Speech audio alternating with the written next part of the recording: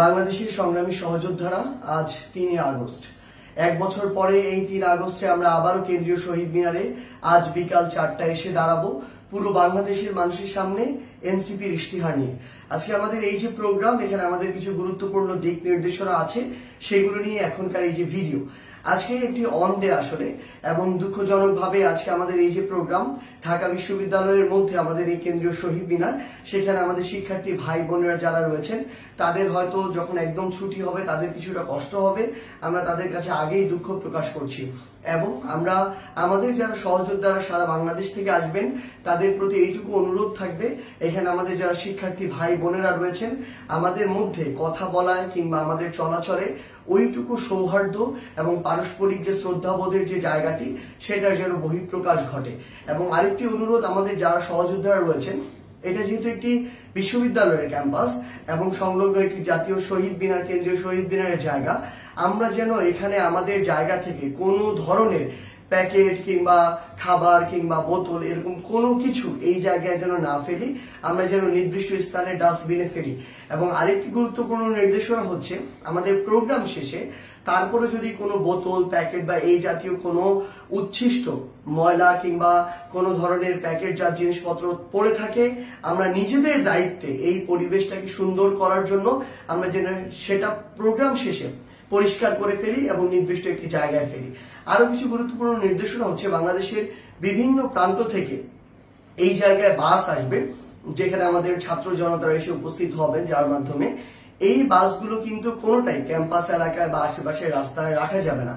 এই বাসগুলো নিয়ে রাখতে হবে পুরাতন যে বাণিজ্য মেলা আছে সেখানে আমাদের মোবাইল টয়লেটের ব্যবস্থা আছে। আমাদের শহীদ মিনারের আশেপাশেও আমাদের মোবাইল টয়লেটের ব্যবস্থা থাকবে।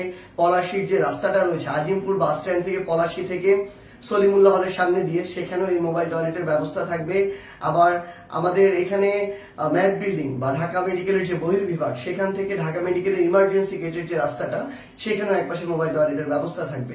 এবং শহীদ মিনারের ঠিক অপোজিটে আমাদের যে আইন বিভাগের যে বিল্ডিংটি রয়েছে, সেখানে আমাদের প্রাথমিক চিকিৎসা কেন্দ্র থাকবে। তো আমরা সামগ্রিকভাবে এই যে জায়গাটি শহীদ মিনার এবং সংলগ্ন রাস্তার যে জায়গা, এইখানে যেন আমাদের জায়গা থেকে কোনো ধরনের কিংবা ক্যাম্পাসে আমরা কোনো বাস বা এরকম কিছু এখানে যেন স্ট্যান্ড না করি, রাস্তায় যেন যানজট তৈরি না করি, এটা আমাদের সচেতন থাকতে হবে। আমরা এমনিতেই এই প্রোগ্রামের জন্য মানুষের হয়তো কিছুটা, যেহেতু আজকে একটি অফিস ডে, কিছুটা কষ্ট হবে। এই কষ্ট যেন আমাদের দ্বারা আরো না বাড়ে, সকল বাসকে আমাদেরকে নিয়ে যেতে হবে আমাদের ওই পুরাতন বাণিজ্য মেলার যে মাঠ, সেই জায়গাটিতে। আরেকটি গুরুত্বপূর্ণ বিষয় হচ্ছে, আমাদের এই যে প্রোগ্রাম, এই প্রোগ্রাম চলাকালীন আমরা খুব স্বাভাবিকভাবে যদি তপ্ত রোদ থাকে, আমাদের সাথে যেন অবশ্যই যে পানি, সেই পানির ব্যবস্থাটি থাকে, নিজেরা যেন এটা রাখি। এবং গুরুত্বপূর্ণ যে কোনো বা আমরা যে কেউ যদি তাদের জায়গা থেকে গুরুতর আহত এরকম হই কিংবা অসুস্থ বোধ করি, আমরা যেন আমাদের প্রাথমিক চিকিৎসা কেন্দ্রে যাই। পাশেই ঢাকা মেডিকেল কলেজ রয়েছে, আমরা যেন সেখানে দ্রুত সময়ের মধ্যে যোগাযোগ করি।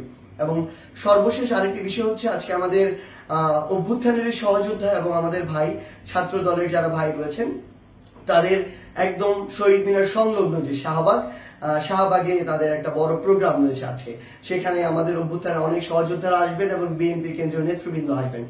তাদের প্রতি আমাদের জন্য এই পারস্পরিক যে শ্রদ্ধাবোধ, সেটি সবসময় বজায় থাকে, এবং আমরা আমাদের জায়গা থেকে একে অপরকে যেন সহযোগিতা করি।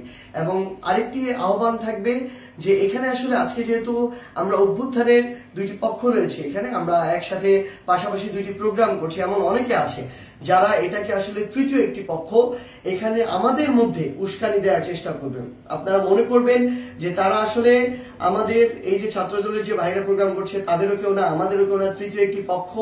তাদের থেকে, তাদের উস্কানিতে যেন আমরা কোনোভাবে পা না দেই এবং এই বিষয়গুলো থেকে যেন আমরা বিরত থাকি। নিজেদের ভিতরে যেন আমাদের যে দলীয় যে শৃঙ্খলা, এটা আমরা সবসময় আমাদের জায়গা থেকে মেনটেন করি। এবং আপনাদেরকে অনুরোধ করব, আমাদের প্রোগ্রাম যেহেতু বিকাল 4টায়, সবাই আপনারা আপনাদের জায়গা থেকে হয়তো 3টার পরে শহীদ মিনারের আশেপাশে আসবেন।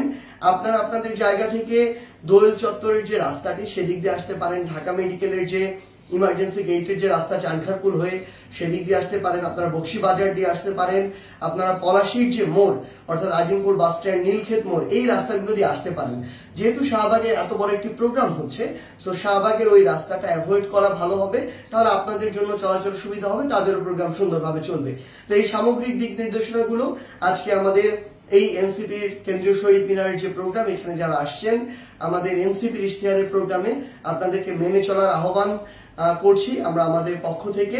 ইনশাআল্লাহ আমরা ঐক্যবদ্ধভাবে আগামীর যে জুলাইয়ের যে কাঙ্ক্ষিত বাংলাদেশ, শহীদ পরিবার, আহত যোদ্ধা, জুলাইয়ের যোদ্ধাদের যে কাঙ্ক্ষিত বাংলাদেশ, সেই বাংলাদেশ ইনশাআল্লাহ আমরা গড়ে তুলব। ইনকিলাব জিন্দাবাদ।